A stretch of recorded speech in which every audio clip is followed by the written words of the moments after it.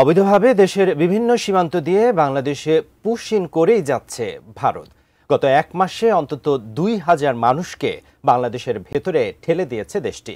কিন্তু এই পুশিন ঠেকাতে কতটা সক্ষম বাংলাদেশ? বিস্তারিত আরিফ হাসানের প্রতিবেদনে। আমার জন্মস্থান জায়গা নৌমাটি, আসাম। বাংলাদেশে পাঠাইছে আমার বন্ধুকে নাওতে কেসে নিয়ে আমার বাংলাদেশে পাঠাইছে। গত এক মাসে অন্তত ২,০০০ মানুষকে স্থল সীমান্ত দিয়ে বাংলাদেশের ভেতরে ঠেলে দিয়েছে ভারত। যাদের ঠেলে দেওয়া হয়েছে তাদের মধ্যে মিয়ানমারের পাশাপাশি অনেক ভারতেরও নাগরিক রয়েছেন, যা নিয়ে উদ্বেগ বাড়ছে বিভিন্ন মহলে। বাংলাদেশের সরকারি কর্মকর্তারা এভাবে সীমান্ত পথে ঠেলে দেওয়ার বিষয়টি পুশিন হিসেবে অভিহিত করেছেন। এ নিয়ে স্থানীয় পর্যায়ে সীমান্ত রক্ষায় নিযুক্ত বর্ডার গার্ড বাংলাদেশ ছাড়াও পররাষ্ট্র মন্ত্রণালয়ের মাধ্যমে কূটনৈতিক চ্যানেলে এ বিষয়ে কয়েকটি চিঠি দিয়ে বাংলাদেশের পক্ষ থেকে আপত্তির কথা জানানো হয়েছে। তারপরেও থামছে না বাংলাদেশে পুশিন। তবে এই পুশিন ঠেকানো সম্ভব নয় বলে জানিয়েছেন পররাষ্ট্র উপদেষ্টা তৌহিদ হোসেন।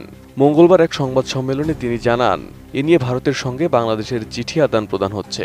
প্রয়োজনে দিল্লিকে আবারও চিঠি পাঠানো হবে বলেও জানান তিনি। বলেন, এ সমস্যার সমাধানে কনসুলার পদ্ধতির আওতায় ভারতের সঙ্গে কাজ করতে চায় বাংলাদেশ। পুশিন হচ্ছে এবং সেটাকে তো ফিজিক্যালি ঠেকানোর মতো তো সম্ভব না আসলে। এটা নিয়ে ভারতের সাথে আমাদের চিঠি আদান প্রদান হচ্ছে। আমরা বলেছি যে এটা পদ্ধতি অনুযায়ী যেন যাওয়া হয়।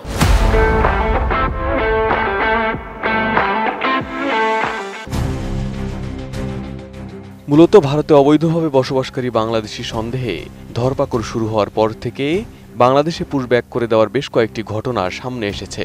ভারতের দিক থেকে যেটা পুশব্যাক, বাংলাদেশের চোখে সেটাই পুশিন।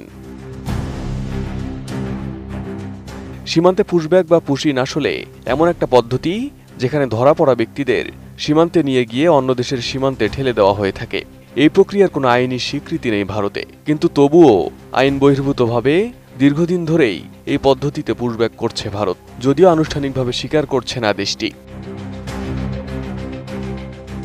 গত ৩ সপ্তাহে ভারতের গুজরাট এবং রাজস্থানেই ১,০০০-এরও বেশি মানুষকে চিহ্নিত করেছে ওই রাজ্যগুলোর পুলিশ। তাদের দাবি, এই চিহ্নিতরা বেআইনিভাবে বাংলাদেশ থেকে এসে বসবাস করছিল। বিবিসি বাংলা বলছে, সম্প্রতি সীমান্ত দিয়ে যাদের পুশব্যাক করা হয়েছে তাদের মধ্যে এমন ব্যক্তিরাও ছিলেন যাদের গুজরাট থেকে আনা হয়েছিল। আইন অনুযায়ী পুলিশ কাউকে ধরলে তাকে ২৪ ঘন্টার মধ্যে আদালতে হাজির করার নিয়ম আছে। এই নিয়ম বিদেশিদের জন্যও সমানভাবে প্রযোজ্য।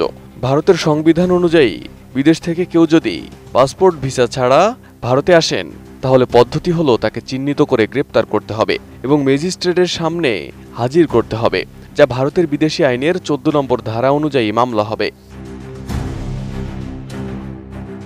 মামলায় যদি সেই ব্যক্তি দোষী সাব্যস্ত হয় তাহলে তার সাজা হবে এবং সাজার শেষে আদালতের মাধ্যমেই যেই ব্যক্তি যে দেশ থেকে এসেছেন তাকে সেখানেই ফেরত পাঠানো হবে। তবে ভারতীয় প্রশাসন সেই আইনের তোয়াক্কা না করে বেআইনিভাবে বাংলাদেশে পুশিন অব্যাহত রেখেছে, যা নিয়ে উদ্বেগ প্রকাশ করেছেন দেশটির মানবাধিকার কর্মীরাও। Arif Hasan, ATN news.